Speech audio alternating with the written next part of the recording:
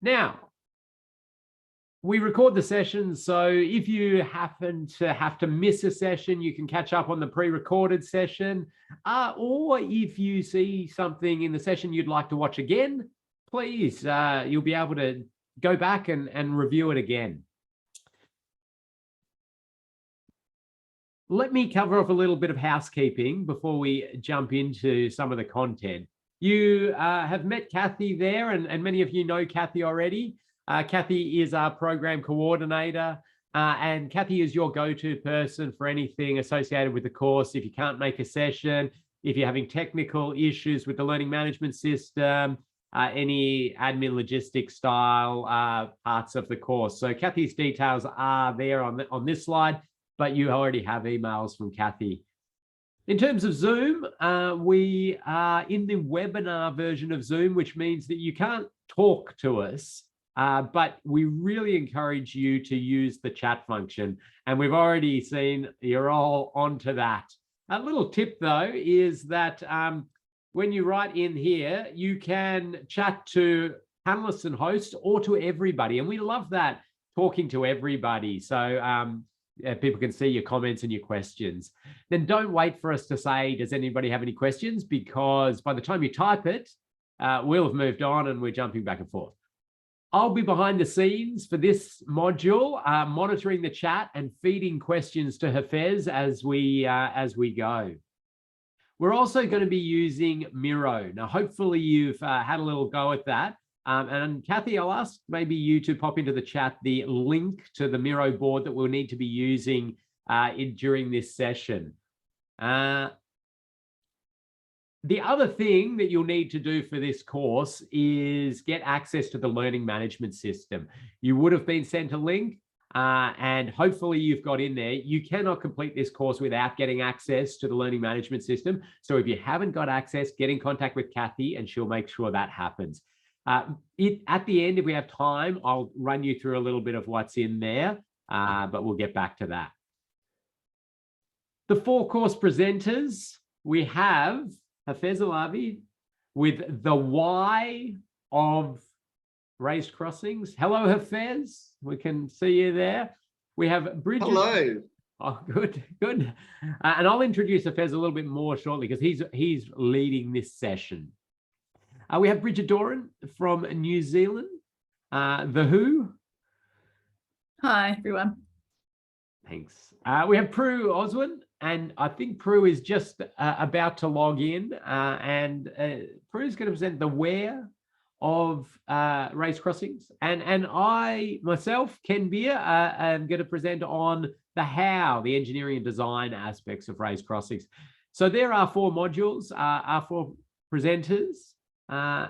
And before I hand over to Hafez, who's going to take you through this session, I want to pay my respects to the many different traditional custodians of the many lands on which this training is running. And it is many lands. We've got most states of Australia covered. We've got New Zealand. We've got internationals. So it's really quite a great mix. And pay my respects to elders past, present, and emerging from those various lands. We have a 2-hour session with a short coffee break in the middle, so that'll be a good chance to stretch and fill up a coffee. And if you have any questions on the logistics of the course, please pop them into the chat now, and I'll have a look at those after I introduce Hafez. But I'll just check before I do. Have I missed anything there over to our other panelists? Anything I missed? Okay. Are we giving away prizes, Ken? We can absolutely give away prizes. It's always a good idea. So our presenters may just simply say, well, that deserves a prize. That question deserves a prize. Or the presenter may ask a question to the group, and the first one to pop the correct answer in, or the answer that the presenter likes most, and we'll simply hand out prizes. How do we get you prizes? Well, you may have received a pack in the mail already, which is an example of how we get stuff to you. But at the end of the course, you will receive another small pack with certificate and any prizes that you've won along the way. So make sure you get involved. We do have lots of interactive activities throughout this course as well. So you won't be able to do those emails on the side and design that raised crossing. That'll be for after the course. Thank you, Kathy. Okay. Well, we are going to hear from Hafez today, and he's going to lead us through some really exciting content around the why. Why are we raising crossing points? And many of you know Hafez or certainly have seen him online. He has a fantastic passion for safe and sustainable mobility practices, and he is a wonderful sharer of his knowledge. He's got over 20 years experience in road safety management, engineering, research, and he's worked both in private practice and in the public sector. And in the public sector, his most recent role was the director of the Victorian government's Safe System Infrastructure Program. And those who don't know about it, it's renowned around the world, a massive investment with a dedicated focus on road safety, well over $1 billion being spent, and with an absolute focus on how can we save the most amount of lives and prevent the most amount of serious injury. And Hafez was directing that investment. He's got a PhD in road safety and injury prevention, and his focus of that PhD was around pedestrian safety in urban environments. So he's a wonderful person to kick us off in this training course.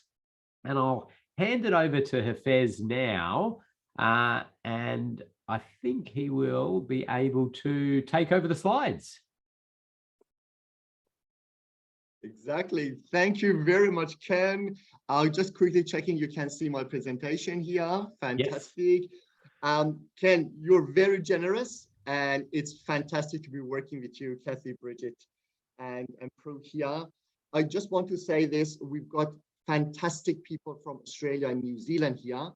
Also, we have fantastic operators from Colombia, from Indonesia, from Africa. We've got members from, our colleagues from Ukraine. So I feel amazing to be connecting to all of you and sharing some of the knowledge we have in Australia and New Zealand with you. If you take one thing away today, that is, if somebody comes to you and say, hey, look, I've got $500,000, $100,000, $1 million, and I want to spend it on race crossings, how can I strategically plan for that? This is your course. I will teach you how to go through all that strategically and answer that question. Later in this course, we will be talking about all the engineering and locating and finding who needs to use them and how. However, in this first one, we look at the high level of strategic, and I'm going to walk you through that. Okay, so 4 elements of the module that I'm going to talk about. First, talking about the importance of walking, just reminding us all why we're here. We have 3 strategic lenses that we can wear to look at urban environment and design for pedestrians and race crossings. So we talk about them.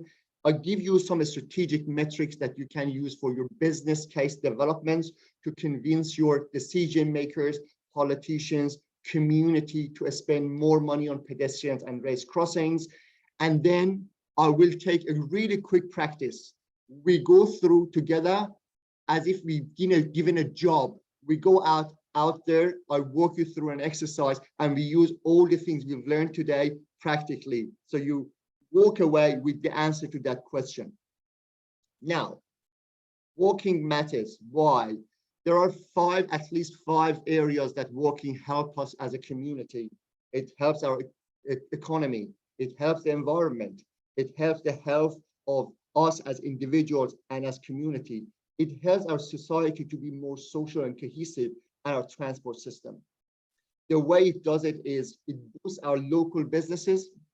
It brings down the societal cost through accidents, congestion, and all that. It helps the environment by having better air, less noise, and less impact on climate change that we're having.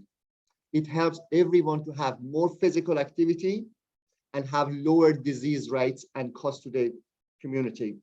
It makes us to be more social, more inclusive, talk to our neighbors, be out and about and connect and have a better mental and physical health. And finally, it helps the mode shift in the transport system from cars to more active travel, to more green transport. And by doing that, makes like less deaths and serious injuries on the road. First exercise of the day. I want you to put in chat room what other reasons there are for walking, why we advocate for walking. What are the other reasons from your perspective?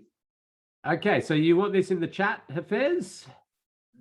Yeah, I would bring up the chat here. Let's see what people say. Okay, let's see. Other reasons for walking. Okay, well, Well-being, health, mental health, 100%. Physical fitness, 100%. Inclusion, yes, we have a right to travel. Anthony, I'm 100% with you. Logistics, yes, connect to other modes, fantastic. You know, trip changes. Yeah, yes, socializing, connectivity, yes, that's, yeah, pushing, yeah, fantastic. Having better family relationship, exploring fun, fantastic. Wow, awesome. So I give you another 4 on the top of the thing that we talked about here.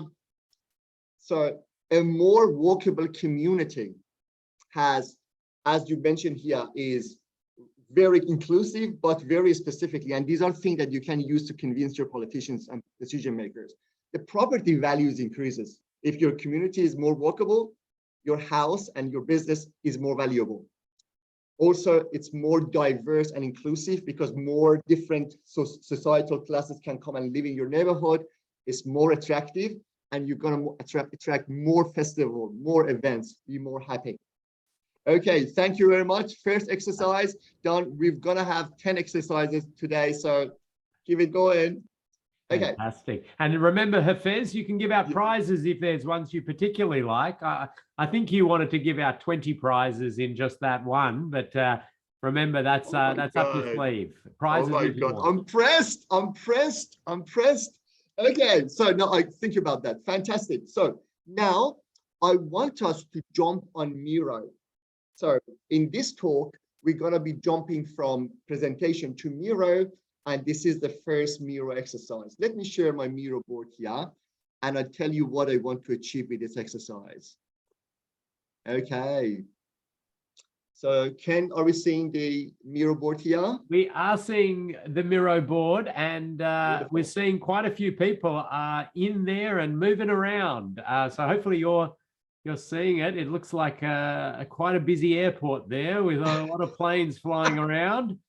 Fantastic. That's great. So if you have not yet been able to get in there, I'll pop the link back into the. Oh, Kathy's already done that. And Kathy says she'll choose a prize winner from that earlier one. But Hafez, do you want to explain a little bit about what you've done here? I think some people are getting the idea. Yes. So what we're doing here is, as practitioners and also as members of the community, there are blockers, things that stop us from walking, and we want to understand them. We think race crossings will help us to overcome some of those blockers, but not all of them. So in this exercise, I'm going to look at the responses from the team here and see what kind of themes and streams of blockers come out, so we are aware of them. So people talk about topography, very important. People talk about facilities, the widths of footpaths, or the accessibility, important. Estiara talked about the weather. If the weather is hot or too wet, people might not walk. People talk about having like family members, like teenagers, that they don't want to walk, or personal health problems that stop people. People talk about distance. So you see, we see a number of themes coming through, and we can actually design a transport system that allows people to come out, to walk, to go from this mode to that mode, and also be more like, safe by having those race crossings out there. So this is very interesting.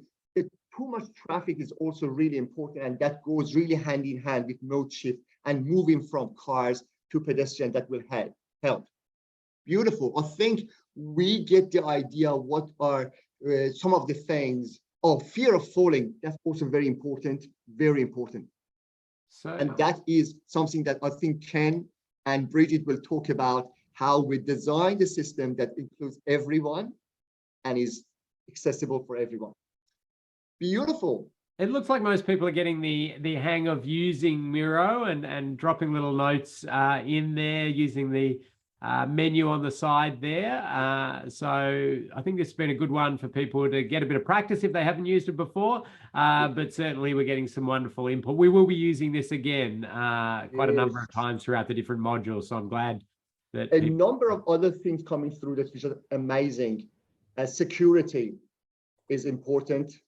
Another area that is very interesting, which goes with dangerous crossing, which is safety. So safety and security is also another one. Okay, beautiful. So let's jump. Yeah. I was just going to say, we're seeing in the chat some people, so Anthony's giving personal experience of some of those trips and falls and the impact that can have on lifestyle. So exactly, really got some great interaction there, Fez. Let's keep moving on. Let's keep moving on. And I would want to use safety and security as a segue to the next slide. One of the reasons we're doing race crossing is for safety purposes. I share you a story, and this is a real story, excuse me, coming from Victoria. And this is the story of a guy called Alex. At the time that the story started, Alex was a 32-year-old man, really happy, having 2 kids, a good life, a business of bricklaying, employing people, having beautiful recreation like taking his boat out on the lake and all that. Really good life. On the eve of the incident, he was out walking the family dog, and at this intersection in a 40K zone, he was hit by a car at 50K. As a result of that crash, he had massive injuries onto his head, chest, ribs, arm, leg, laceration, contusion, bruises, loss of blood, and broken bones and all that. 50% chance of dying at the scene of crash.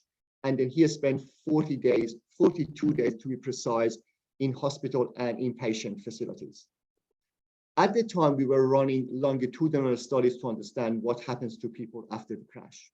In 6 months' time, we went to him, and after having all the hospital care, rehabilitation care, physio care, psychological support care, and all that care, he was not having a great time. He was depressed, he was having continuous pain, he had stopped working, and his physical and emotional situation was not really well. 6 months.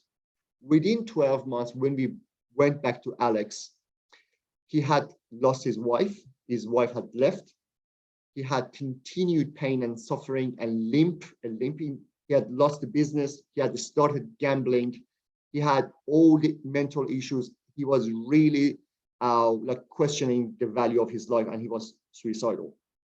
So when we're thinking about race crossing, it's accessibility and safety and both of that. And we're trying to help people like Alex and many other people to have a good life. So from a safe system perspective, there are 4 areas that we consider when we're designing race crossing. Prue will be talking more about this in the next session, but I'll give you a high level.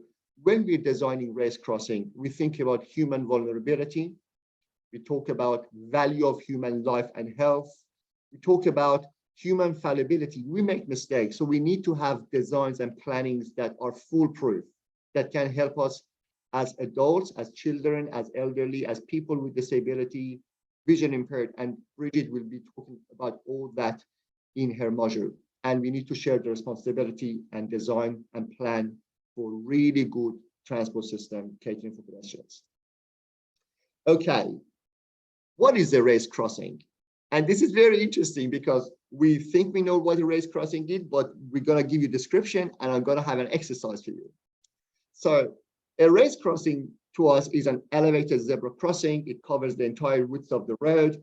It's designed to be accessible for all, and is supported by signing, road marking, sometimes lighting and landscaping, and Ken will be talking about all that in his module. In terms of characteristics, it improves mobility, accessibility, it improves safety, it creates better environment for walking, and it's quite cost effective when it comes to other solutions that we can have for the transport system. Now, exercise for you. We might be calling them different things because we have all the people from all over the globe. So when you look at this picture and this solution on the road, what do you call it? In Australia, or especially in Victoria, we call them raised pedestrian crossings. What do you call them? Let's see. Okay, well, we're seeing quite a few things come in here, Fez. A lot of wombat, a lot of use of the word wombat. Yes. Raised zebra crossings, speed humps Yes. has come in there.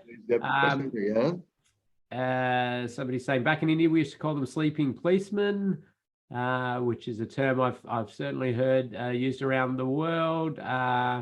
Spanish Pompeiano. There we go. Yes. Bridget, Elevated crossing from Africa. Bridget's put in there, my mum would call it that new crossing.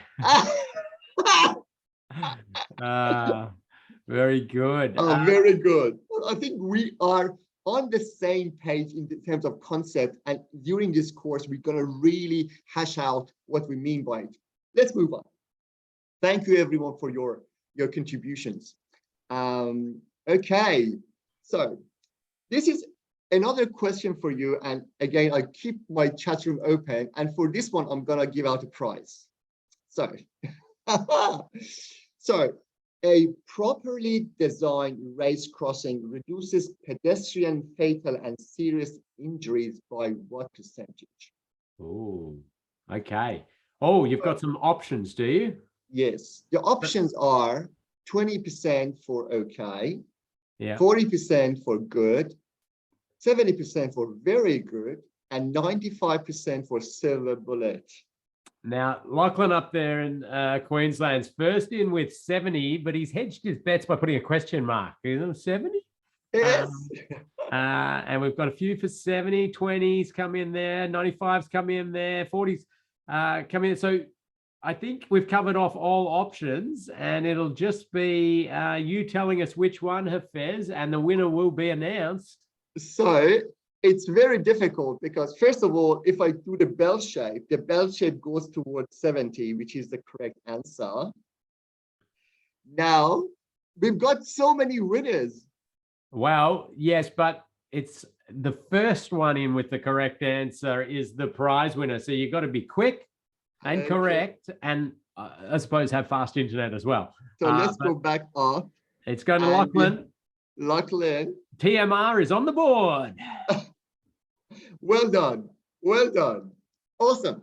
So thank you, Ken. Wow, this is great. Now, let's start and get a bit real here. So you're a strategic planner. You're sitting in your office. Your manager, your decision maker, your DepSec, Ministry of Transport, whoever, community comes to you and say, hey, look, I've got some money and I want to design or plan pedestrian race crossing. What are the steps we need to take? Okay. There are 3 strategic elements that you need to consider in your strategic planning for race crossings. Okay. And these are road and street function, active traveler connection, and pedestrian safety risk. So you, at the very highest level, you think about what my network looks like and where on the network I can put the crossings on strategically. Where do I want to activate my travelers in terms of providing them with options and connection to their destinations, which means that you need to know the origin and destination of your pedestrian trips or your latent demand. Also, you need to have a look where your risk is in terms of pedestrian safety risk, and you cater for that as well. Now, let me go a little bit in more details. Let us understand what does it all mean. Okay. So when we talk about road and street function, we know that there are several number of stereotypes of roads. And the photo I'm using here is from NACTO, as many of you are familiar with. There are type of road and streets that allow race crossing to be put safely and very comfortably there. There are road types like really high-speed road environments that we cannot and we don't want to put race crossing on them. So first of all, the first call of action would be, we look at the system and I will tell you what kind of tools or practical advice you can use to assess your system. Secondly, it will be your walking destination and routes. The map I've put here is the pedestrian or walking demand across an urban environment. You see the demand goes up and down across the whole network, and there are areas on your network that have really high demands. These peaks are in red and orange are where you get all that, and then you see other sort of random peaks around your network. The last one is your risk for pedestrian safety risk. And this is very important because you look at the network and they're really scattered, but there are tools that we can identify high risk areas to focus on. Okay, let's go a little bit deeper. Okay, what strategic tools we have in Australia and New Zealand? And for those of us in Australia and New Zealand or overseas that we don't have those tools, I'm going to give you practical advice how to use them. Okay. Faiz, before you jump into that, you used a term, I'd just like you maybe just to define, to help people out there. You used a term latent demand. Can you just tell us a bit about what that is? Yes. Let's go back to the first exercise. And we ask people, what stops you from walking? My lazy teenagers, hot weather, lack of security, topography, lack of facilities, no footpaths, not having shoes. Did I remember everything? So all of these stop us from going out and walking. But we have a desire and we have a need to walk, but we don't walk because those things stop us. That demand is the latent demand. The moment you remove those blockers, we go out and walk. In the current transport system, usually we use the obvious demand, which is wrong.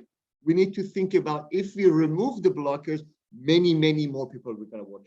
Is that answering your question, Ken? It does, Faiz, and it makes for interesting, thought-provoking stuff associated with people who use warrants and count the numbers of pedestrians crossing at a point and use that as their mechanism for decision-making on crossing. So I'll leave that there as a little seed for people to think about. And certainly I think Bridget will be talking about this and Prue will expand on it more. Yes, and also think about your duty of care towards your community. Okay, movement and place. This is our first strategic tool to understand the road and street function and where we can put our race crossing strategically. So for those of you who are not familiar with movement and place is about understanding what is the function of place, which is like, going out, about, and accessing your destination, walking or cycling around, like going to places, in contrary to moving through your system from going A to B, like through like using your cars or using your bicycles and go from A to B. So you're not stopping to access the place. So this is mobility versus access. And based on where you're standing on this spectrum from really high place value to low place and high movement to low movement, you have different definitions and different stereotypes. Later today, we're going to go through the street families and you're going to tell me where you think we can put race crossings. And I will share a few thoughts with you. Second tools we have, we call them pedestrian networks or principal pedestrian network systems. These are transport planning tools that we have used in Australia and New Zealand to understand where is the demand and where the latent demand is, and how we can use that to plan for our pedestrian network. So this example I've used here shows all those network around this area, and the stronger the color, it shows the higher demand. We can use them as understanding what are the main routes for pedestrians, so we need to cater for them. Lastly, this is about road trauma risk, and there are quite a few tools out there that tell you where the highest pedestrian risk on your system is. Is it intersection or mid blocks or an area, and we can focus on them. You might say, Hafez, not even in Australia and New Zealand we have all these tools, or we have the tools and they're not practically designed for race crossings. So don't worry, this is what I do as a consultant myself. I use practical steps to do the exact same job, and later today in our practice, we're gonna use that advice together, so you will be really comfortable to go out in your neighborhood and do the job yourself. Okay, let's see what are the advice for movement and place if you don't have movement and place. Firstly, you need to go out and survey your community's activities and detect high activity areas, zones, and streets. Essentially, understand the function of place. Which areas of your network looks or should look like a place? That's very important. When you understood that, then you find those narrower, lower speed, less traffic, and more activity areas. These are areas that are really amenable to put race crossing on. Community will be really agreeable. Your decision maker will be really agreeable, and you can achieve a lot by providing safer and more accessible race crossing to people. And finally, we need to avoid high speed, really wide and multi-lane or high traffic locations. There are occasions that we narrow the road, even if it's high, and reduce the speed and manage the traffic to do the race crossings. But basically, if that environment is there, it's usually for mobility. We stay away from it. I show you examples. But sometimes you might say, Hafez, there are cases that we have schools and hospitals on this road. We need to do something for pedestrians. In those cases, we jump in and we do those interventions that are a bit more costly, and we put the solution in. But they are specific examples. Now, what are the practical considerations for pedestrian network?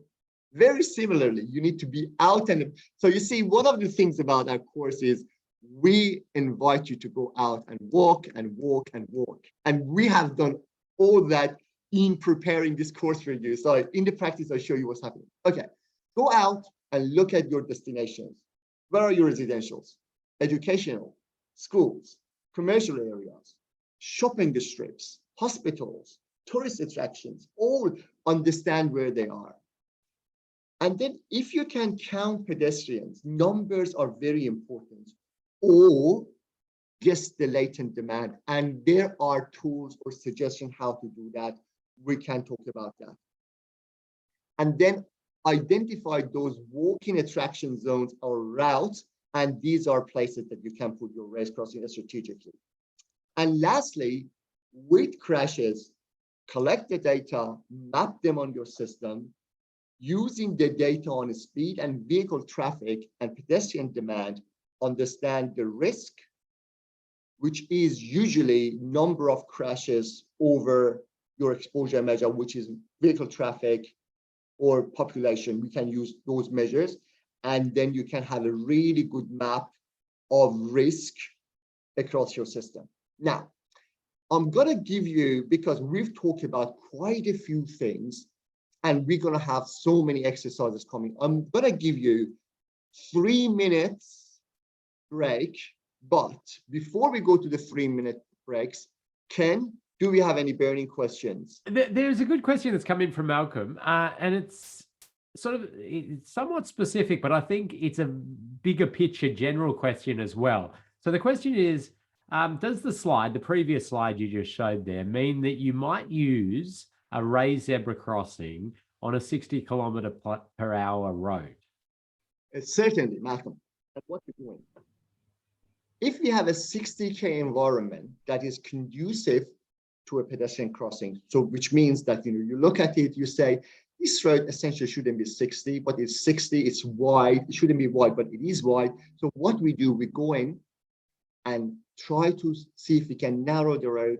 If we can locationally bring down the speed, that can be using technology or other ways. So by narrowing the road, bringing down the speed, we actually very temporarily change the environment to putting a race crossing. So the answer to your question is yes, with qualification and modification.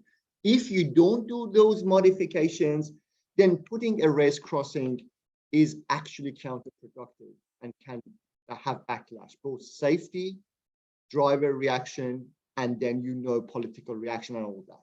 So Ken, what do you think? Yeah, I mean, I think you've covered that off nicely. I think the idea of driving your decisions for race crossing based on a speed zone is completely the wrong way around.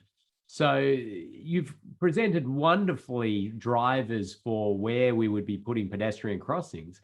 And if it's a high-speed road, but it triggers pedestrian movement, pedestrian desire, activity, the speed zone should change, the road environment should change, and the crossing should be implemented.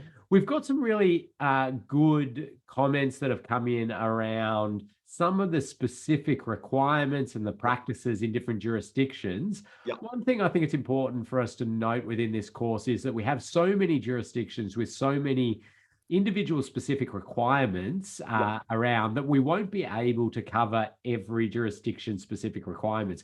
We are operating at a little bit higher level than that in the principles, and then you understanding your jurisdictional practices and adapting the principles to within that, and hopefully changing some of those jurisdictional practices where they are old and inappropriate.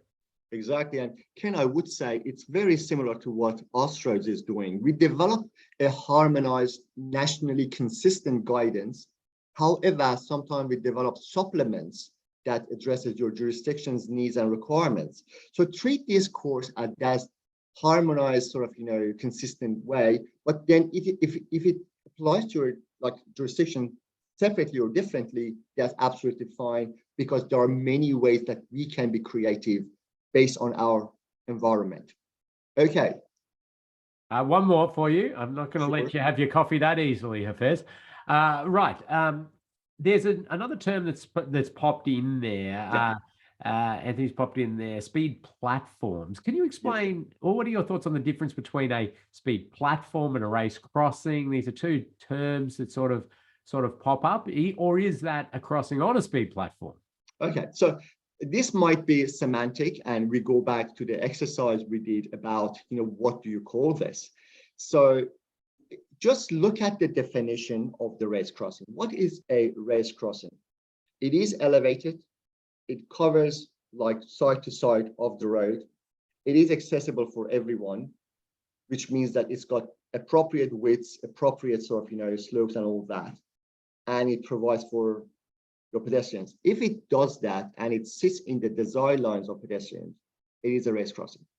However, there are solutions that look like a race crossing, but they're not. They're like race safety platforms. What are they? So race safety platform is a solution or treatment that we put on the road to bring down the speed for a variety of reasons. So they're not designed for allowing crossing. They are predicting a risk ahead on the road, reduce the speed of traffic before reaching that point. And that point can be an intersection, or even a race crossing, or different risk ahead. So race safety platform, or a speed hump, or speed platform, or cushions, all of those terminologies, or different from pedestrian race crossing, the maybe main difference is these are not designed to allow crossing. This one is. Good, thank you. That's good. We've had a comment in there. I mean, I suppose it's more just a comment around Australia having such a massive, expansive roads often, and it's the same often in some other countries where we see these very wide roads which are conducive to high speed. So I think that's something I'll chat a little bit more about if you have those higher speed roads, how to bring speeds down if there is that crossing desire. But I absolutely agree. I'm taking photos of the widest roads I've ever seen, and there's one up in Redcliffs near Mildura, for those who know it. You could play football on the thing, and it's a local road. Anyway. A comment on that. More and more and more, we're learning that we should look at the system not as a threat, but as an opportunity. So look at those wide roads and say, oh my God, how much space I have to put in cyclists, how much space I have to put in pedestrians, how much space I have for tactical urbanism, for putting benches on the road. So, of course, I have worked like with local government, with regions, with DOT, different level of government. We know that money is not usually there, and we need to go and fight for it.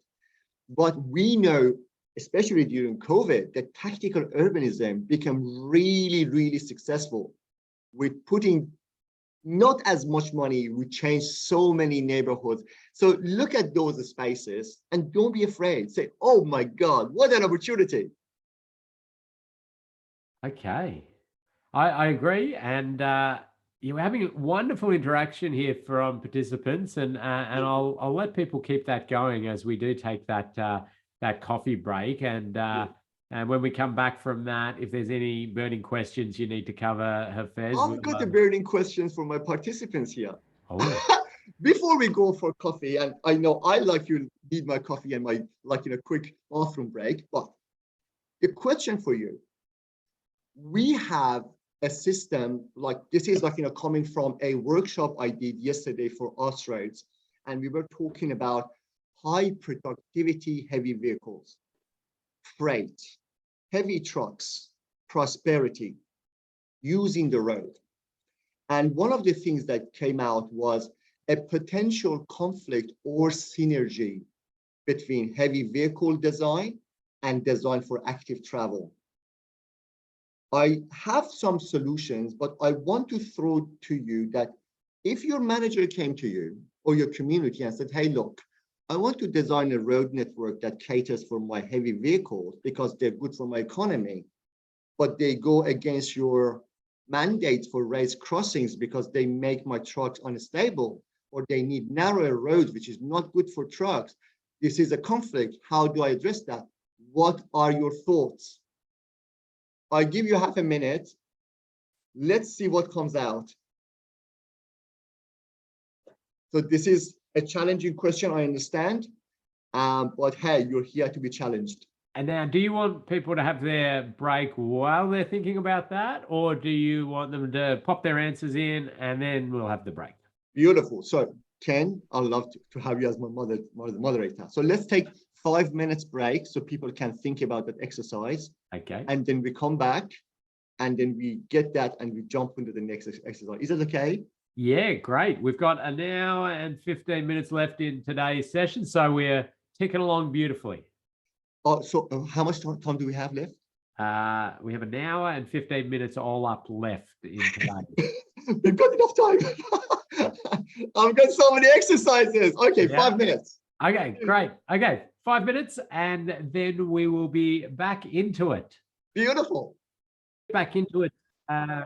We'll get back into it in a second. I just will give the last people a chance to pop in their thoughts. Now, remind us of the question you're looking for answers for there, Hafez. Yes, beautiful. So the question is, in our transport system, we have different modes, like one of them is heavy vehicles, which is very important for the prosperity and economy of our society. Some people look at that as a conflict with active travel. They say having heavy vehicles requires wider roads, higher speeds, and these are not go hand in hand with active travel, and they see it as a conflict. I don't see it as a conflict, and my question was what the solution is. What is the solution for creating synergy between productivity and pedestrian safety and cater for the needs of heavy vehicles and remove that conflict. What solutions? So let's see what people have said. Okay, so keep typing your thoughts in to everybody. We've got two that have come in, two or three that have come in. So one at quite a high level strategic thinking perspective from James, talking about referring back to the movement and place frameworks and the way we think about the transport system and the use of different roads and streets and what their purpose is. And the other one from Alan has come in about the ramp grades and the particular design specifics of the raised crossings, flatter approach grades, raised safety platform style ramps to accommodate the larger vehicles. And Anthony's also popped in a little bit around that, the sort of Swedish style raised safety platforms with the shallower exit grades. And it's all coming in now. I'll have to have a read of it as we go. Any thoughts on those while I catch up on these other wonderful things that are coming in? Beautiful. So let's talk about, the potential solution that, we discussed with the freight task force yesterday.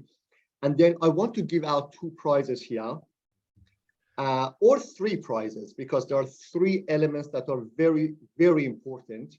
And if we find people on those 3 elements, we're going to give them prizes. First element, strategically, you want to look at your network and separate heavy vehicles from active travel as much as possible. That can be using movement and place or your roads and streets function. Essentially, you would say heavy vehicles are mainly for productivity and moving goods and services across. So there are more mobility. We want to separate them from high activity places. This is very strategically. However, the system is not perfect. We're gonna have those kind of areas that have both of them. In those areas, we need to set the priority right. In these areas, who has the priority? The place function has, the pedestrian has, the kid has, the elderly has. So we set the priority right, but then design and cater heavy vehicles. And thirdly is communication and engagement. We need to have better communication and engagement of all the stakeholders when we're designing our planning and strategies. If we create stone walls between heavy vehicles, active travel, if we sort of, antagonize different players of the system, we're not going to have a really good outcomes. So if you have 3 answers strategically, design, and comms and engagement, you're going to get my prizes. Ken, what are your thoughts? Who has addressed those 3 key aspects? Well, we've had lots of people addressing the first 2. We didn't have as many on that third one, which I think is intriguing around comms engagement and the language and how we move things through. My mate Prue is here. On Prue's arrived. Hello, Prue. So I'm going to handball this to Kathy to work out who to give prizes to, because I would give prizes to everybody. And this is the way, isn't it? A new course pops up, and who comes along? The brightest, the greatest thinkers around pedestrian safety, because these are all fantastic answers. So it'll be a surprise who gets the prizes. So let me quickly look, because this is very interesting, and I want to use this exercise because I noticed that I have been lazy in giving out prizes. Okay. Okay. You please pick them there. Remember that James was the first to quickly get in there on movement and place. So I think James gets the movement and place prize. Yeah. Because he was right away. And Anthony summed it up, splitting into modes. Nicely. But so the other ones are really great answers. Okay, so I really communicate. I mean, Tendekai has communicated really well. Okay. Like his thoughts and ideas, and that covers my comms and engagement. However, I got quite a few second runners. I like what Ciara has said here. I like what Malcolm has said here. Oh, yes, I mean, like people have said Brian's comments here good as well, but our prizes, I suggest go to James, to Anthony, and Tendakai. Okay, it's done. Done. Okay. I feel others have put in wonderful answers, but Yes. we had to pick 3. Okay, let's keep going, Hafez. Let's go. Okay. So now let's move to 2 very important topics. Developing business cases to attract more money for pedestrians. If you don't have money, you cannot do things. Unfortunate. So you need to be really savvy with how you develop your business cases. I'm going to give you some tools and some suggestions. Then we jump into the last exercise, which is going to take us around 40 minutes. And that would be us using all the things we've learned today together and go out on this suburb in Melbourne and see how we can look at the network from those 3 lenses, strategic lenses, and assess it. I actually have gone out myself as a consultant and I've done the job, but I want to walk you through it and you need to tell me what I have done wrong, how I could improve. You would be my teacher, okay? In that exercise, you will come up with the way that I could have done a better job. You're my manager, okay? Remember that. Okay, let's get into it. So a strategic metrics, we want that to justify and place rates crossings. There are 4 reasons we need to have these sort of business case or justifications. First of all, we need to show and demonstrate the value of investment into active travel. We need to develop more convincing business case or benefits cost ratios. However, remember, active travel not all the time produces the best benefit cost ratio. So as Ken mentioned, don't wait for warrants or BCRs to do things. However, if you could use it, use it. We need to have business cases or those metrics to prioritize active travel program and investments. When I was sitting at, as a director of Stripe, we would receive hundreds of requests for project proposals to assess and invest money into. We should have had a really good like a KPI or sort of a assessment prioritization system. So having these metrics will help you to prioritize investment of your money and drive more efficiency. And finally, for evaluation and monitoring, these metrics are very important. I'm going to use 3 examples to showcase the situation. Okay. First, let's go to London. And UK's government, they developed an economic case for action for active travel. They developed a really good business case to cater for active travel, and they justified investing in active travel. How did they do that? How can we replicate that? Okay, I've adopted one of the tables from the report, and we're going to be sharing the report with you as well if you want, but look at this report. They've gone through a number of different areas that we talked about, why active travel matters. Noise management, air quality, greenhouse gases, quality of journeys, physical activity, less accidents, decongestion, and all that. So they looked at all these elements and tried to monetize them. By monetizing them, they had a really good understanding how much benefit they can bring to their community. And in this case, they could prove a really good benefit to cost ratio of 5.5 to put money into active travel.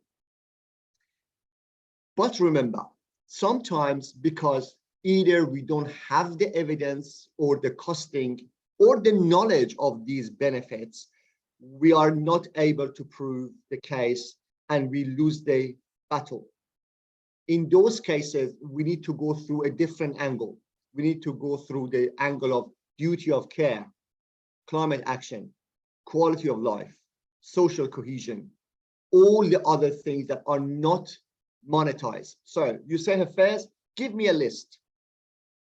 If you couldn't use monetized approach, use these measures. See if you can rely on economic or business growth. If you can think about value increasing your properties, or like what are the impact on the cost of household or transport system. See if you can justify investment in this area by reducing the width of road and investment in transport or maintaining the roads.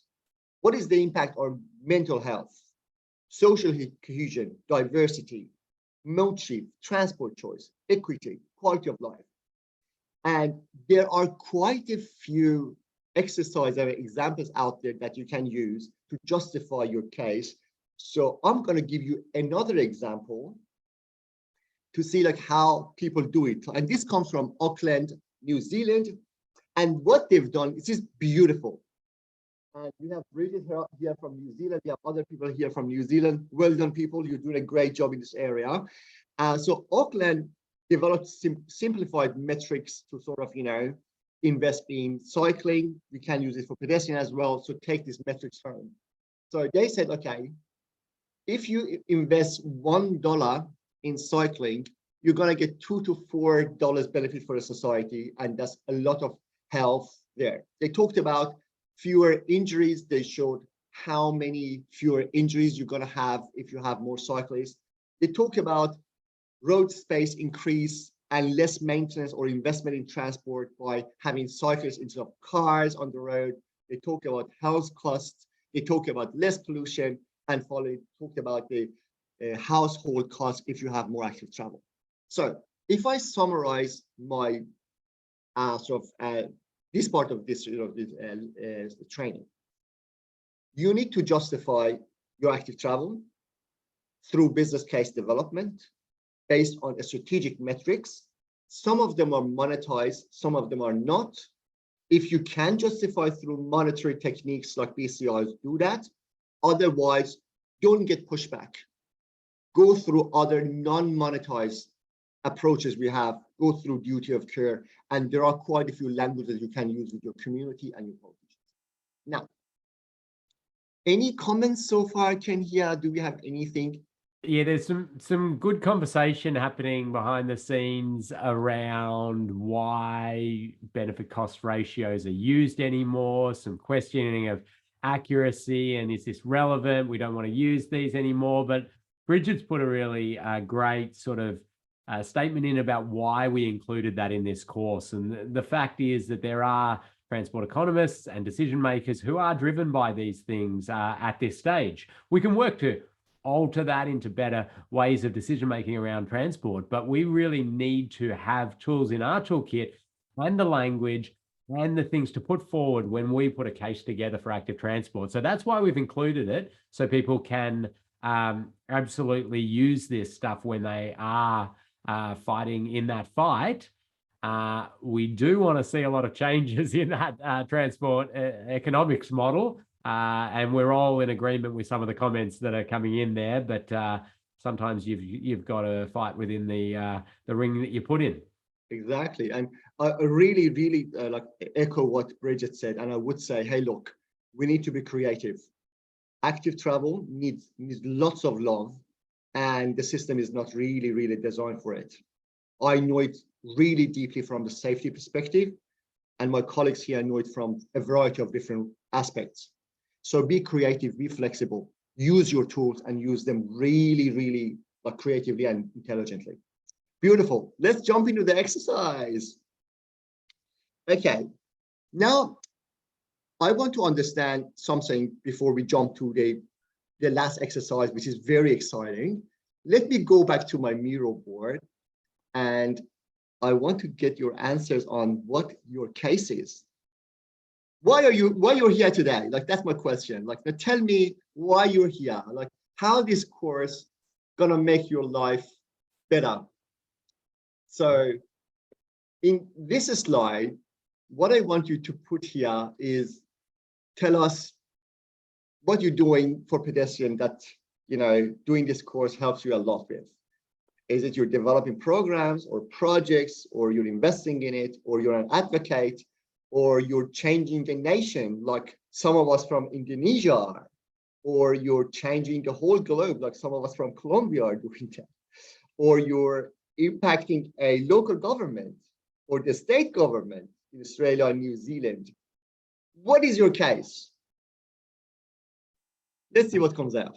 Okay, this is good because it'll give us an indication of some of the roles our different participants have and what they're after. And a little reminder here that everybody is able to introduce themselves to the group in the learning management system and write a little bit about what they do and where they're from and pop a picture in if they want. So we very much enjoy that. But this is great to see everybody in there on the Miro, moving things around, writing comments. And I'll hand it back to you, Hafez, to start commenting when you like on what you're seeing.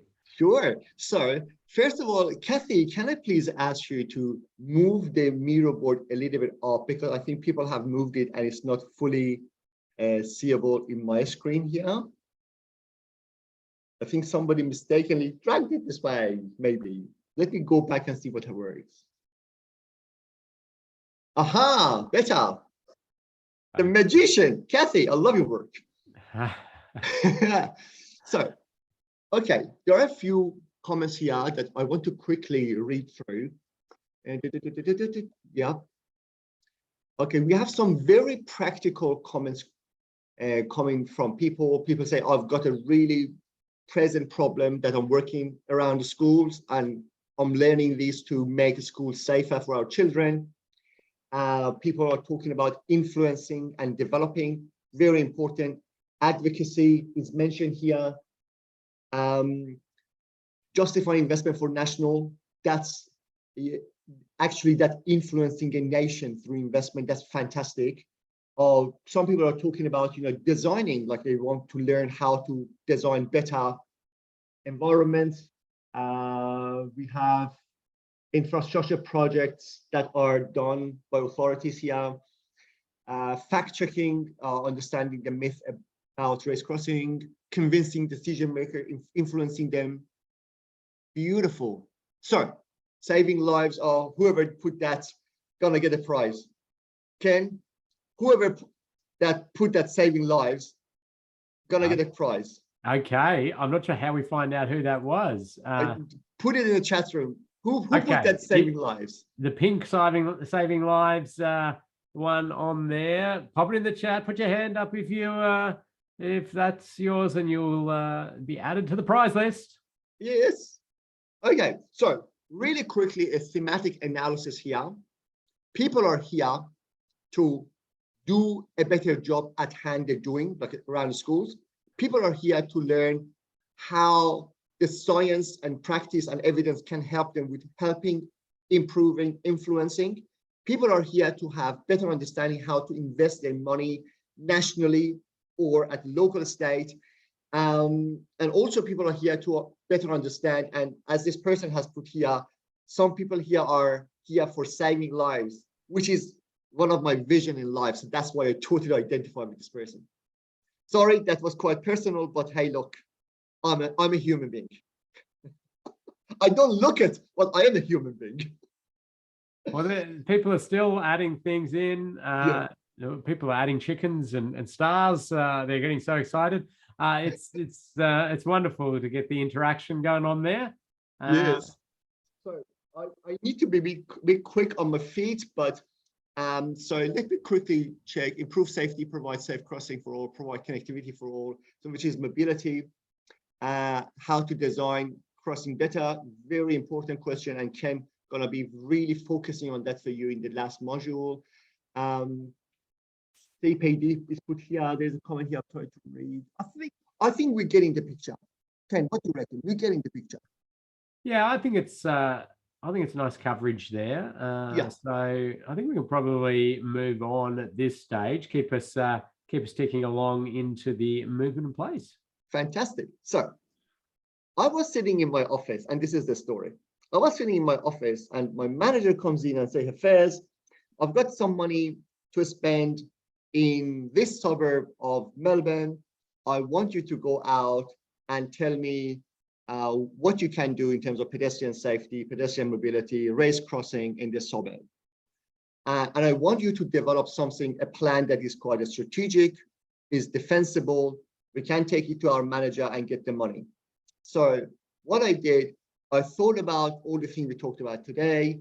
I talked about the movement, thought about the movement in place. I went out, did some investigation, some photography and some, site investigations, came up with a plan. And today I'm going to present that to you. And you're going to be looking at that and using the lenses we have learned together today and tell me what could be improved.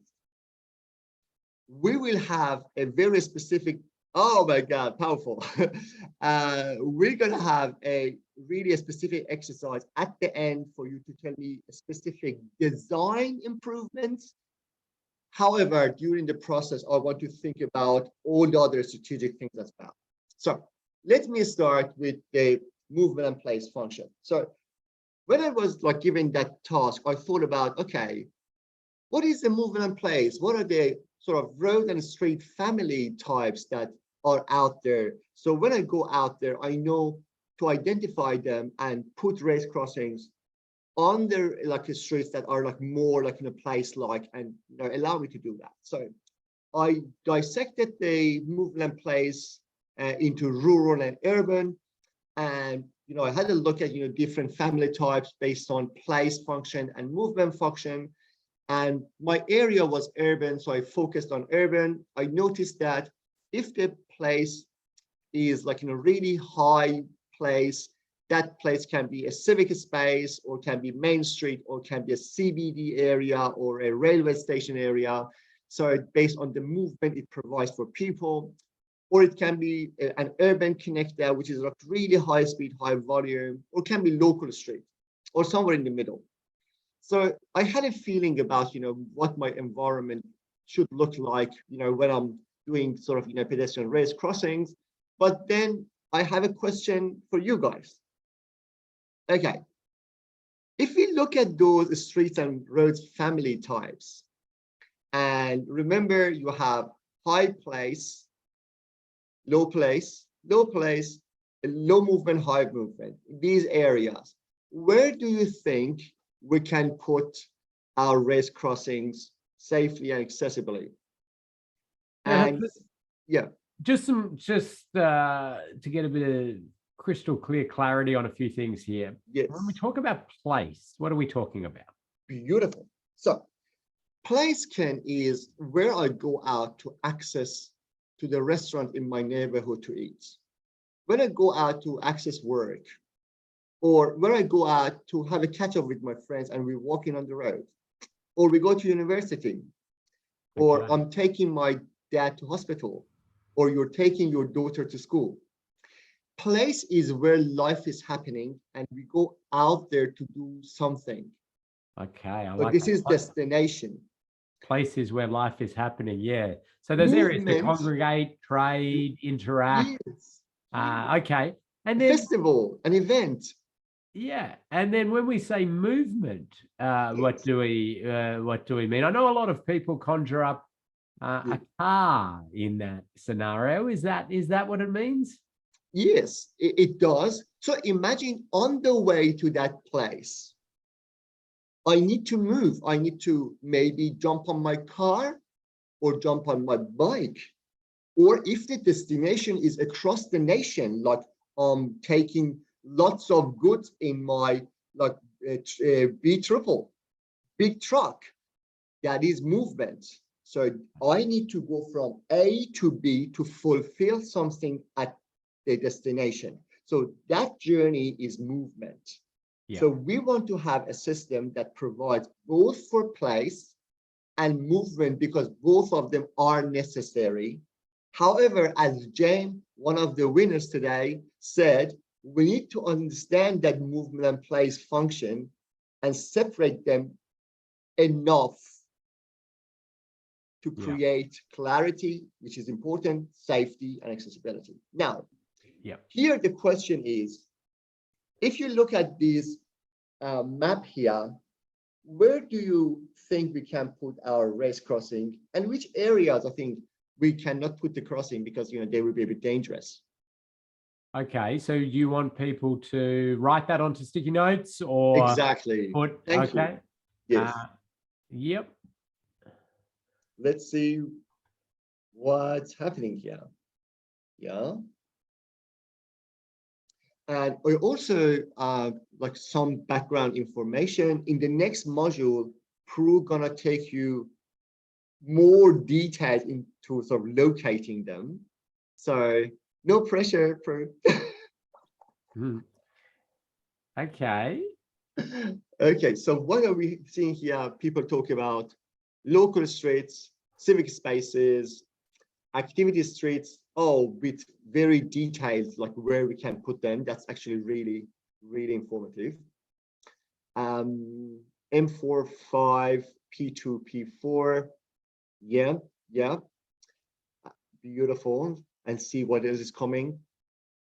And I suppose I'll just mention that people may be familiar with other movement and place diagrams. This is the New Zealand one, if I'm correct there. But certainly the general concept is the same across anybody using movement and place or link and place. Sometimes the terminology is different. This one has city hubs, urban connectors, main streets. Others have some different terms, but the concept is still the same. Yes. Yeah. So also, like, think about those kind of like high level measures we talked about, that race crossings can be put, like majority of spaces in urban areas, but more suitable for lower speed, higher activity, higher place. So let's have a look. So first of all the areas that are of higher place value, they can be considered. They can be considered for putting race crossing on, no doubt. So if you're thinking about CBDs, shopping districts, precincts, all those areas that have higher place, certainly you can consider them. Any area that has lower movement place, which is like where actually our residential suburban life is happening, can be considered for putting race crossings. So you see the majority of urban areas are amenable for putting race crossing. You asked me a question, Hafez, what about 60K zones? And 60K zones are usually sitting in this area, activity streets. And the answer is yes, we can consider race crossing there as well with some qualification and modifications. Now, the only area that we don't suggest at all to put any pedestrian mixing with traffic is high movement places. So these are places that you have 100K roads, 80 km/h roads, really high movement, high speed environment. And these environments, we need to fully separate pedestrians. Race crossing is not a solution. Solution there is actually allowing mobility, freight, vehicles do their job. And that's my comment. Okay, that's fantastic. I think we get the picture. Let's go to the next exercise. And just say amazing work by everybody on the Miro board. People are actually putting traffic signals where they believe they should have traffic signals. Wow. This is, can I also like echo what Ken said? When you are the trainer in a training session, what excites you is the energy you get from people. And I'm getting fantastic energy from you. So I'm just giving back what you give me. It's so beautiful. Thank you. Okay, now, before I just like go to this activity, let us have more fun here. And I give you a number of information. Like, you as my manager, you need to know what's happening, hey? Okay. We talked about the road and streets family. I want to practice together. So let me take you through the exercise. Okay.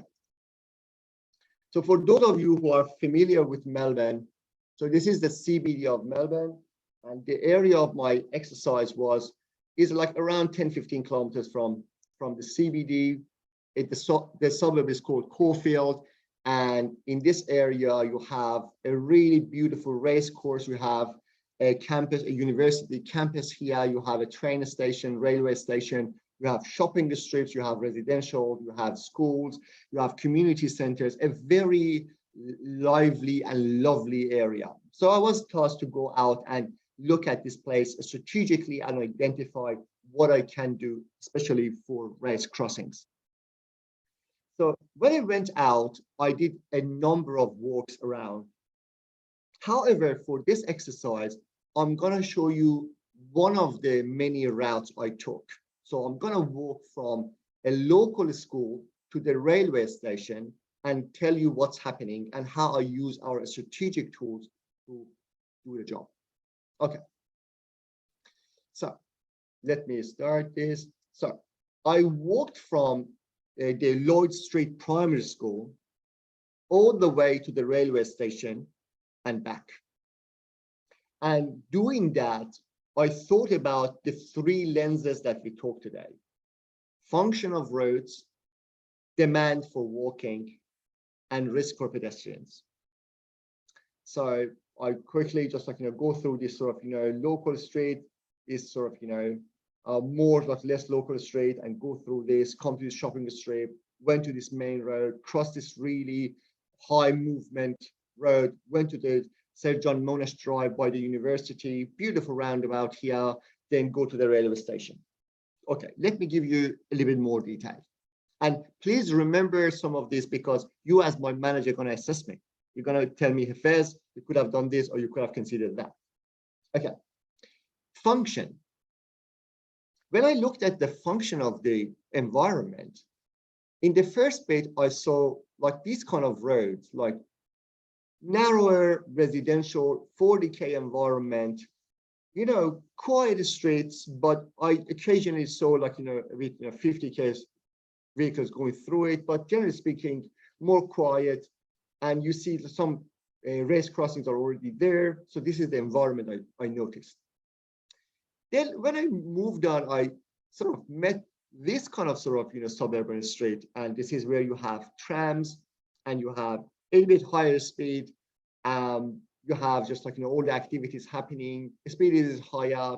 The width of road is higher. So it's a bit different from local, but still is not a really high movement environment. It's more like still a place. Then I reached this area, which is really starting to be a bit more activity, more high movement. The speed has changed to 60K. You have higher speeds, and people are using the street to access the Princess Highway to go to city. So it's a higher movement environment. Then when I come off that highway, this is an environment that is still 60, which I found a bit odd, that goes through two university and railway station, which looks like this environment. So as you notice, there is so much like cycling and walking and accessing the railway station, accessing the university, cafes, car parks, shopping, like beauty, life in it's like all fully fledged. And there's a railway station here. So if I summarize it to you as my manager, what I found is, if I look at those environments, this is what I suggest. I think this place is like a city hub. This place is more like a transition between connector to city hub. This is more like an activity street, and this is like a local street. So I don't give you like those like, more detailed sort of, movement and place terminology. We want to be inclusive. So this is the high level I noticed. Then I thought, okay, Hafez, this was the sort of movement and place or the function of the road. What's happening with demand?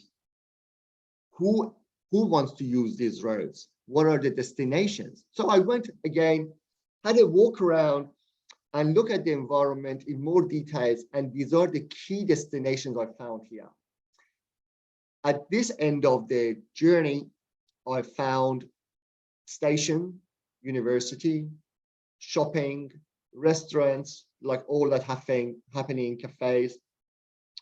In the transition section, there was mainly university, and we had residential around sort of that sort of highway sort of that we talked about, which is again interesting design. Around activity areas, I found trams, shops, tram stops, restaurants, residential, and finally I found schools, churches, residential and commercial areas and community centers around the local streets. So in that sense, I knew where my demand is, where my destinations are. Okay. Then I looked at the environment again, and I thought, okay, I want to look at the safety aspect of the road. So what I did, I went and collected, information that I could find online about the location of crashes. And I found actually really good mapping of crashes. And these are all the sort of casualty crashes that, you can find in the system across the network that you identified. So you see a clustering of crashes here, some crashes happening here, even in this area, which should be very safe crashes. Then I put on my safe system lens. And again, Prue will be talking more about those kind of safe system elements as I talked earlier today. And I put that lens on and I identified a number of locations that are, even if there are no crashes still there, I found them high risk. Like I found very high risk for children to go through those intersections without not much protection. Those local streets, I found speed could be managed better, especially here. For those more activity or urban arterial roads, I found crossing them wasn't easy for me. If it wasn't easy for me, and what happens for kids, elderly, people for different capability, I found this intersection daunting.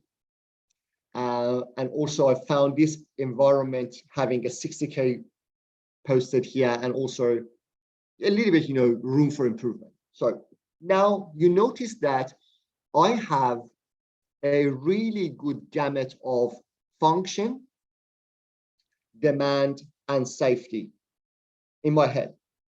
Then I thought, I asked myself this question. My next question was, hey, Hafez, what is happening there in terms of infrastructure? So I looked at the infrastructure there, and really good. I found 4 race crossings already placed on my route. So it means that this local government here knew what they were doing.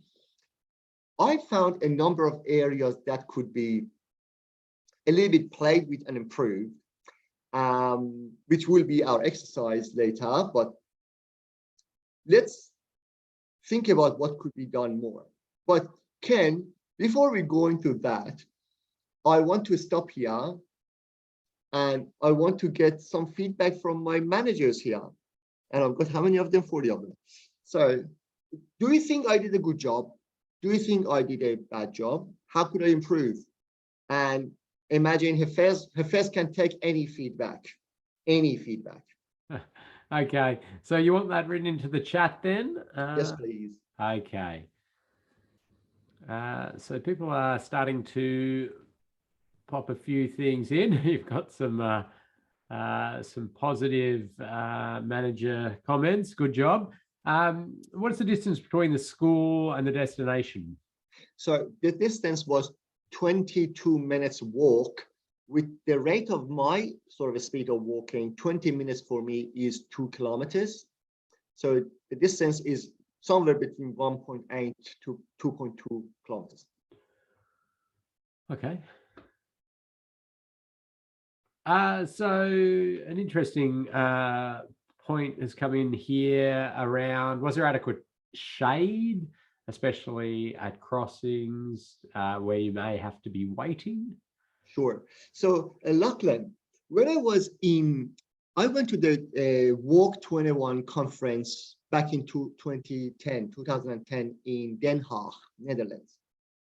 And it was those first years we were talking about the concept of walking and sojourning. So walking is when Hafez goes from A to B to get a coffee. Sojourning is when Hafez, just like having a stroll, and wants to sit down, wants to stand up, wants to approach a person on the street and say hello. And imagine Hafez is an elderly person, or using a wheelchair, or has kids that need water, or has a doggy that wants water, or a variety of different scenarios. And these people are not just like A to B sort of, commuters. They want to sojourn. So in that sense, when I put that lens on, the environment wasn't really inviting to sit down, to sojourn, to have a good time. So no. Okay. So some things have come in here. Was there were there pathways available for the entire journey? So luckily, food paths were available. A number of comments on that. The widths of them, sometimes if two people even crossed each other, we had to be, like go on the grass. So not uncommon, but food paths were generally available. So a good comments come in there from Bob around the fact that there are often multiple ways to get to a destination. You've picked one there. Would it be a different experience on other routes or on other modes of transport? So Ken, sorry, I was distracted by Anthony's comment because Rob Medhurst, that Anthony has mentioned the reference, we actually met him in that conference in Den Haag. Yeah, so yeah, thank you, Anthony, for bringing that memory. So Ken, please repeat your question because I was distracted. Yeah, you picked one particular way to get from origin to destination. There could be other ways. So how did you determine that one? And are there other ways you could do it? Okay, so I would first of all make a distinction between like human life is multiple journey. So when I go out, sometimes it's not for one destination or for one activity. So it really depends how you define journey, how do you define going from A to B. And also we know that, our urban journeys are multimodal. I jump out on my bike, go park my bike somewhere, jump on e-scooter, go to the city, have a walk around, jump on tram, go to a restaurant, come back, use the e-bike, come back home. And just so there are a number of ways that, so I don't know if I answered the question, but I think there are quite a few complexities out there. Okay. So some comments around the use of crash history and separating it out into different road users. So not sure if you had that separated with pedestrians and bikes or they were lumped together. And it's I think a good comment that's come in there to help you sort of pinpoint your risk and your form of risk. Yeah, so in that regard, I had access to both fatal and serious injury and casualty and, just damage only crashes. I also had access to pedestrian, cyclists, motorcyclists, and car occupant crashes and injuries. So we can use them to map that. Also, what I want to sort of encourage our people here, there are quite a few simple geospatial tools out there that we can now use to identify risk, which is mapping our active travel injuries against population or other measure of exposure to have that sort of landscape of risk to help us for planning. So that's a really good comment, manager. We'll consider it next time.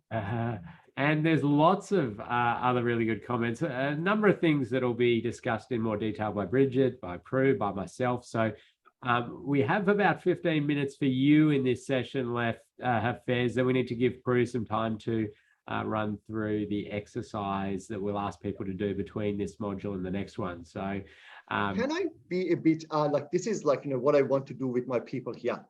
Before I go to the next sort of slide, an exercise, which is actually tell me what could be done in terms of design. And that will definitely help you to better understand what Prue and Bridget and Ken gonna produce in their modules. So I'm gonna bring up the map and you tell me where you think things could be done better. But before going to design, I want you to find at least one thing I could do better with my strategic planning. So put on your critical thinking, and I'm going to give you 2 prizes for the top people that find things that I could have done better. And please be critical. Please think hard and say, Hafez, maybe you should have done that. And I'm doing this to you because I want you to really critically think about the material we discussed today. Okay. So there are quite a few already that have come in there in the chat. Okay, let's go through them. Oh, okay. Well, so we had lots of people sort of questioning, did you look at and did you think about these sort of things? So the types of user, children, elderly, mobility impaired, how they integrate with public transport. Then there was discussion around the grades. Whether, did you think about the grades? What else have we got here? Yeah, lots more on the mobility access, route choice, and alternate routes. Comment about crash history, which we're already gone through. Did you look at wait times at signals and the time it took to wait? Gee, it's all coming in. Cool. So I took out, Ken, and thank you very much. I just totally understand how difficult for you it is to, not difficult, but it takes lots of energy. You read all of that, deal with me here. Ken, thank you. So let me help you. So 4 things come out there that I really like. Okay. People ask me, have you considered accessibility? And by accessibility, all the comments about the width of footpaths, consideration for different road users, all the sort of ways of shading and security and all that. All the people who ask that questions are absolutely right. I should have considered those elements more specifically. Second, Glenn here mentioned, have you thought about the indirect benefits? Yes, I should have considered the wider concerns as well. So in a better sort of environment and project, I should have considered those indirect benefits as well. Some people here mentioned comms and engagement. Did you talk to your community? Did you talk to your planners there?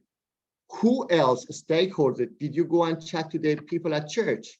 Did you talk to uni students that you saw on the road? So comms and engagement could have done in a better way.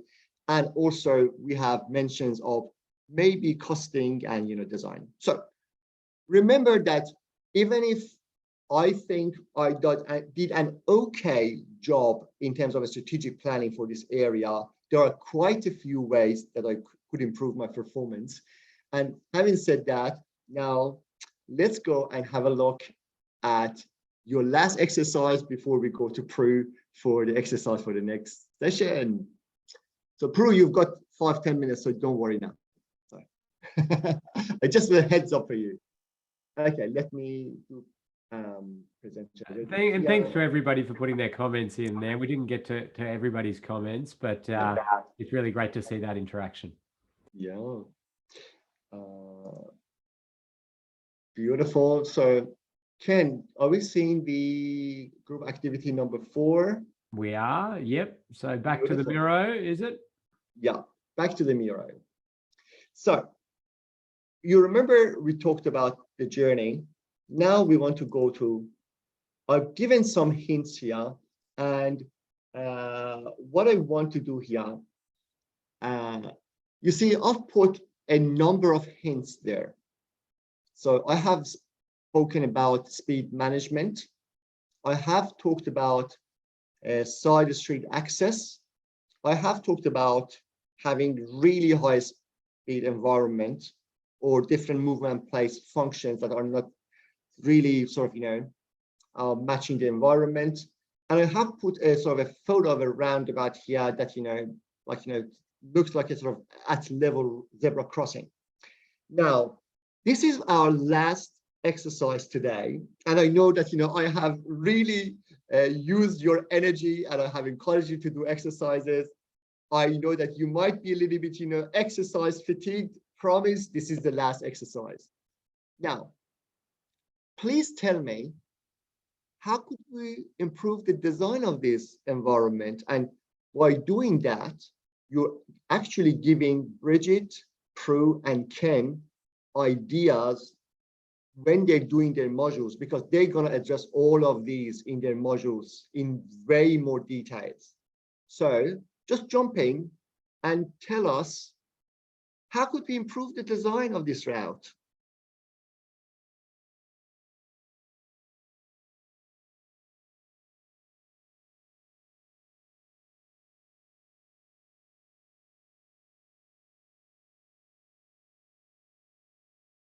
And think about the hints we put here as well.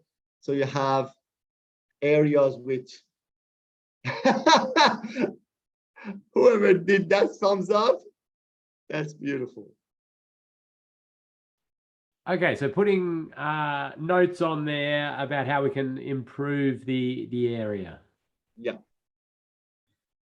Okay, well, we're seeing a few things starting. So we had some speed zoning changes. We've got suggestions of raised priority crossings on side roads there.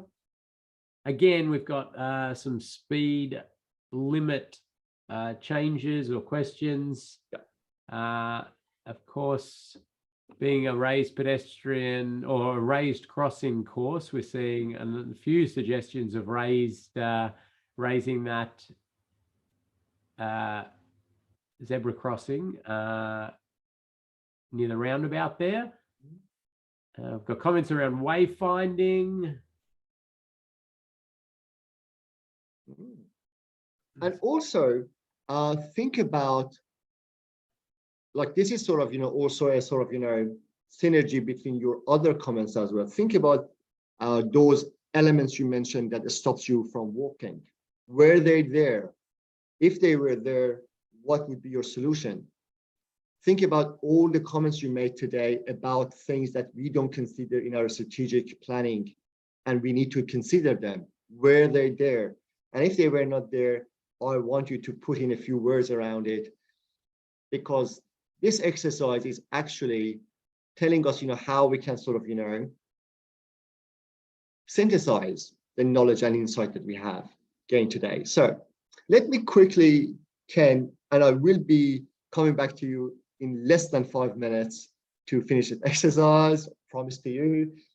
People mention here speed management, very rightly. People talk about raised crossings at side streets and roundabouts, an area that we can do raised crossings. People mention wayfinding, like providing information to our pedestrian cyclists. Our system is well signed and marked for cars, but is it so for pedestrians? We have mentions of traffic signal management for pedestrians, another area that we can improve. We have comments about changing the whole function of the environment. So going from a car-oriented place to a main street pedestrian mall. That's actually a very good comment. People mention about mapping crossing against conflict and risk and using that as a tool for identifying.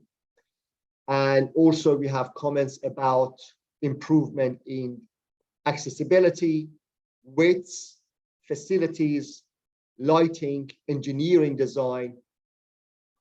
And I think that sort of sums up. Oh, also we have comments about sharing the environment between pedestrians or actually banning cars.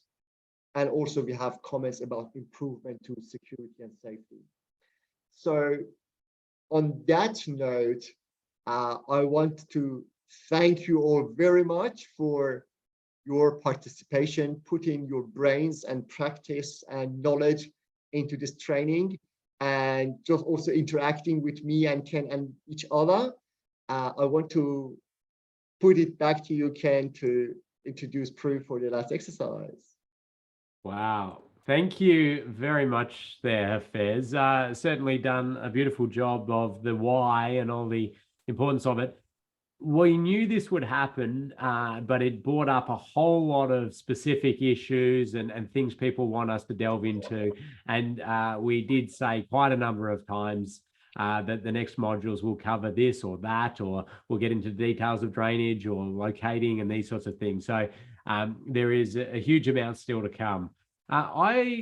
Just before we introduce Prue, I'm just going to share my screen and show people where to find these things. So in the learning management system, which you will all get access to in the raised crossing course, you'll see there, that's the link to the webinar, which you've obviously got because you're here, and the point where you can make some introductions and meet others.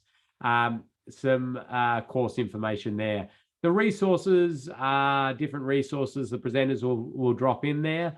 And module 1 is there with the slides from today, a link to the Miro board, which you've obviously found as well.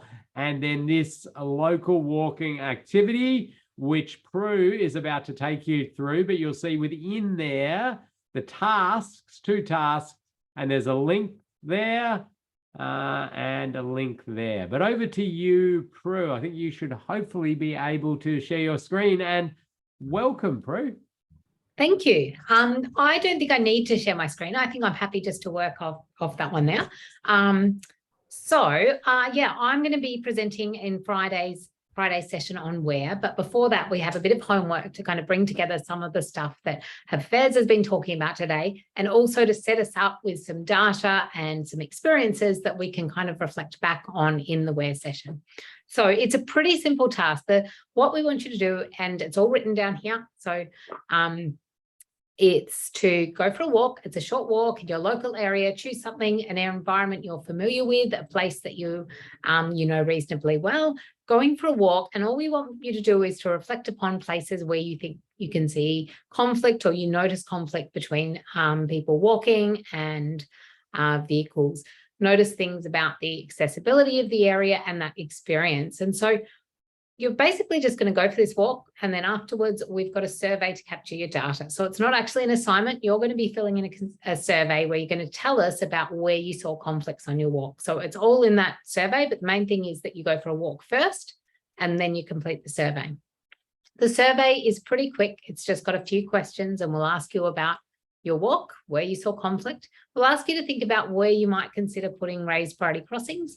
We'll also ask you to think about to tell us what you were thinking about. So we want to kind of unpick in the next session, what kind of existing influences have we got in terms of where we're installing raised crossings. So you can see it's all very self-explanatory here, hopefully. In some ways, you're going to get the experience of being a community member, telling us about your neighbourhood and what you're concerned about in your neighbourhood, and then we'll use some of that data in our session. The second part of the session is a Swan Hill case study. Now, this is all in the same survey. So all you really need to do is follow the survey there and answer the questions. We've nominated a town in regional Victoria, and we've just asked you to think about where you might be putting raised priority crossings in this town. So we just want to generate our own data set based on our planning, our engineering, our lived experiences, and see what we come up with in this town. So that'll give you an idea of what it's like to be a participant in one of these surveys, and also what it's like to be the person receiving the data and say, hey, this community really knows what they're talking about. You know, they're all identifying similar locations and they've got clear trends, or I'm not sure what will happen because we're not familiar with this site, but it'll be a learning for us all. So that's it for the homework task. And yeah, I'll be running the next session. Thank you. That's excellent. So I'll just walk people a little bit more through the learning management system there. So Prue's done a wonderful job of showing you through that. So go in, click the link, you're into the survey, just go through the survey, read through it. Now, if you have any trouble with your assignments at all, you can talk to Kathy as a first point of contact. If it's a technical question associated with the content, she'll ensure that you're in contact with the presenter. but certainly we're keen for you to get this done to give us some data to work with for the next one. Prue, did you want to add something there? Yeah, I should have said it would be great if you could get that done by about 7 p.m. on Thursday. So that gives you this afternoon and any time tomorrow to get it done by tomorrow night so that I can have a look at the data before we've got our session on Friday. Yes, and so it does have a due date there. It's not a graded assignment though, but we have tried to encourage people to do it. 1 day and 3 hours to go. The clock is ticking. So to navigate around the learning management system here, we're going, if I go back there a little bit, we do really like the introductions so people can feel that we're missing the in-person training and the networking you get at lunchtime and the like. So popping in some information about yourself, see who the others are that are in there. We would really enjoy it if you did that. In the resources section here, we will progressively be adding more and more information in here as a way that as we present different papers, different topics, and the like, we can add them in.